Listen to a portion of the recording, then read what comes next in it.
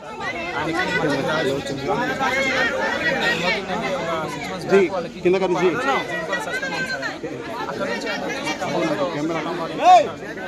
ఆ తర్వాత ఖమ్మము అయిన తర్వాత ఇక రోజు హరాస్మెంట్ సార్. రోజు కొట్టడము తిట్టడము రోజు కొట్టడం తిట్టడము. అయితే యాక్చువల్లీ వాళ్ళ పెద్దదైన వాళ్ళ ఉంటారు సార్. ఆమెను కూడా ఇట్లా హెరాస్ చేసి సార్ బాగా హెరాస్మెంట్ చేసి సార్ బాగా. అయితే ఈమె ఎట్లా ఫీల్ అవుతుందంటే నన్ను కూడా అట్లా చేస్తారేమో, నన్ను అట్లా చంపేస్తారేమో, నన్ను కూడా బాగా హెరాస్ చేస్తారేమో అని చెప్పి ఈమె ఒక 15-20 days నుంచి ఆయన రిక్వెస్ట్ చేసుకుంటాండి. మనం బయట ఉన్నాం, మీ అత్త నేను అమ్మమ్మని తాతయ్య, అమ్మమ్మ తాతయ్య అవుతారు మాకు వాళ్ళు, వాళ్ళ అత్త మామయ్యలు ఒక అమ్మమ్మ తాతయ్య అవుతారు. నేను వాళ్ళని మంచిగా చూసుకుంటా, నేను వాళ్ళని ఏం చేయను, మంచిగా చూసుకుంటా, వస్తూ ఉంటా వెళ్తా ఉంటా. అంతేగాని ఒక దగ్గర ఉంటే ఆమె బాగా హెరాస్ చేస్తారు. ఇప్పుడు మీరే చూసి ఆయన ఎట్లా వచ్చిండు, ఎట్లా చేసిందని మీరే సాక్ష్యాన్ని మీరే చూసిండు.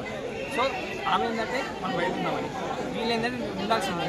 15 days నుంచి ఒకటే కొట్టడం, అమ్మాయిని కొట్టడము, ఆమె మానసికంగా శారీరకంగా ఆమె చాలా అంటే చాలా చాలా హింసించేసారు.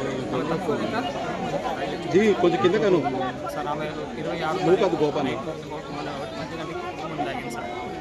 నిన్న నైట్ 11:25 యశోద హాస్పిటల్లో చనిపోయింది సార్.